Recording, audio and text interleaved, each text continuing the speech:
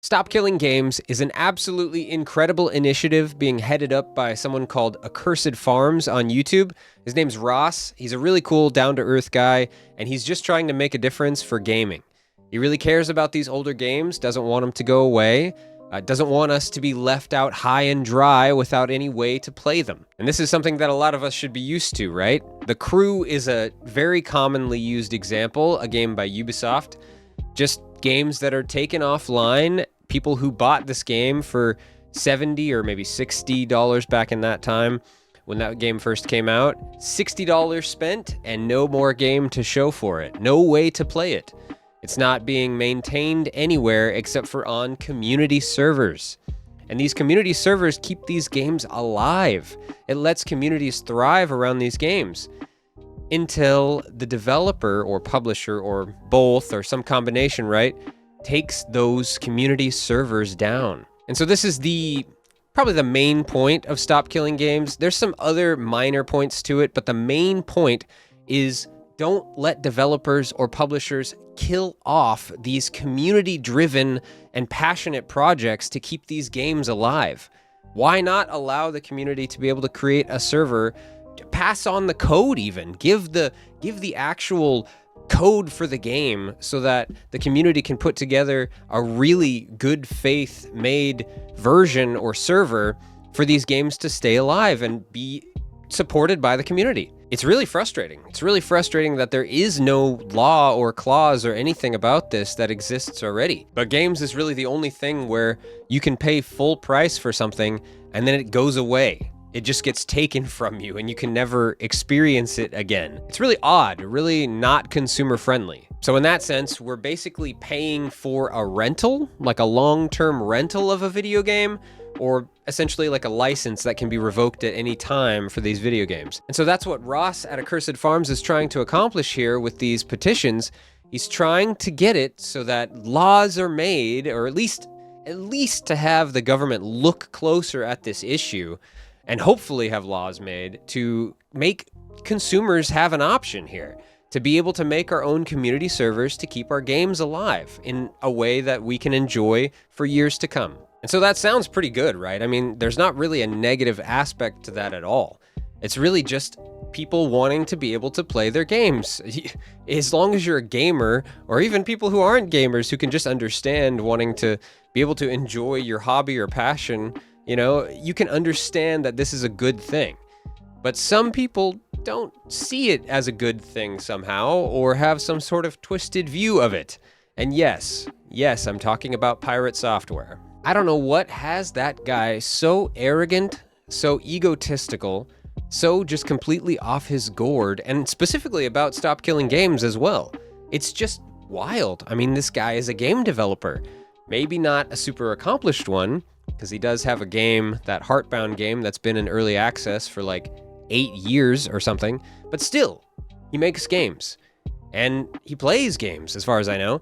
So a gamer and game developer who doesn't want the communities to be able to keep their games alive, it just doesn't make sense. And I don't want you guys to just hear it from me. Here's some of the things that he has said himself about this movement. Oh shit, now this is actually really dumb. It's used car salesman garbage. This is shit. It's shit. Not only do I not want to back this, I'm gonna actively tell people not to. That is awful. That is a horrible goddamn direction. That's awful. Eat my entire ass. This shit sucks. I think this is ass. This is complete garbage. All of this can eat shit then. I drop the mask entire. They can eat my entire ass. The whole thing. That sounds stupid as shit. Pretty wild stuff. Just straight up misrepresenting, spreading misinformation, straight up lying in some cases about the movement. I don't know what he's trying to accomplish there. It's just really weird. It's really weird. But then on the flip side, there are some content creators that I'm honestly really proud of for standing up for this movement, for pushing people to try and, you know, spread the word and get people to sign these petitions, because it is a big deal. If this gets in front of EU leadership and they pass laws about this, the EU has been a motivating force in the past for laws to be created in other countries as well, including in the United States. One case being with Apple, the Lightning cable, I want to say. I'm pretty sure it was called the Lightning cable. And they found that it was against their laws or whatever, or super consumer unfriendly or something like that. And they created a law, something like that, against the Lightning cable, saying that, oh, everyone else is using the USB-C. You should also be required to use the USB-C in the European Union. And then I guess Apple just decided, oh, it's not cost effective or whatever to have two cables being created or two ports for our device. And so they just made it across the board, okay, we'll do USB-C. They've done this stuff before and it's made a difference everywhere. So if the EU passes laws in support of stop killing games, basically, right? So making it so that, yes, developers are required to do some sort of handoff or something so that the community can create their own servers when the developers no longer want to support a game, that would be huge. And I feel like it would trickle everywhere, including the United States again. So on the flip side of pirate software, there are some content creators that I'm really proud of for supporting this movement, including Mudahar from Some Ordinary Gamers, Tectone, a streamer and YouTuber, Asmongold, another big name, Jacksepticeye, massive YouTuber, and then arguably one of the largest YouTubers ever, PewDiePie. Maybe not in as vocal of a way as the others, like he didn't make a specific video about it, or at least not yet anyway, but he did make a community post on his YouTube channel for it, and I definitely commend him for that. You know, he is basically retired, so I don't expect the guy to make a YouTube video about every movement under the sun, right? But it is cool to see that he was also showing public support for it, directly linking to the petitions and everything in that community post. So the point being, I'm super happy to see that the gaming community, and in terms of gaming content creators at large, there's a vast majority in support of this movement, which is clearly a good thing. Definitely overshadowing pirate software and the damage he tried to do, and it sounds like continues to try to do. But yeah, I'm really glad to see the support of this movement from gaming content creators on YouTube and live streaming platforms. So just to give an update on the numbers, you've probably already seen, or maybe you've seen or heard, the UK petition, well over 100,000 signatures. That was required, the minimum requirement to get it talked about in front of UK Parliament. And the EU petition, it actually reached 1 million signatures today. So you would think, yes, let's celebrate. We did it. Gamers unite, rise up. We actually accomplished it. Yeah, and then Accursed Farms, Ross, he came out with a video today, an update, right?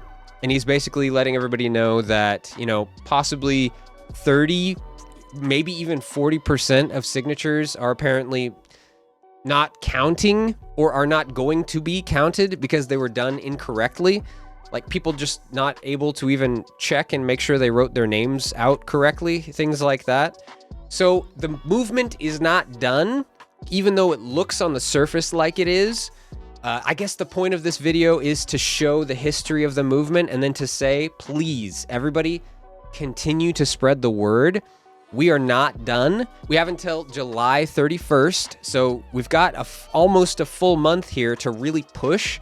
We want to make sure, without a doubt, that this gets through so that we have the best chance of the EU leadership passing laws that can also trickle to other countries and have that law kind of spread out across the board in support of consumers being able to keep their games alive, and to not have devs and publishers be able to shut down these community-driven servers, these passion projects that are keeping these games alive. It's really only a good thing for the consumer. It's really only a good thing for us gamers. So please, everybody, if you have anybody that you haven't shared this to, or if you know somebody who might have possibly messed up their signature, just spread the word as much as possible. We need to get as many signatures as possible to make sure that this gets through. So thank you guys for watching. I hope you enjoyed the video. If you have any comments, notes, critiques, whatever, I'd love to hear it in the comments below, and I'll see you in the next video.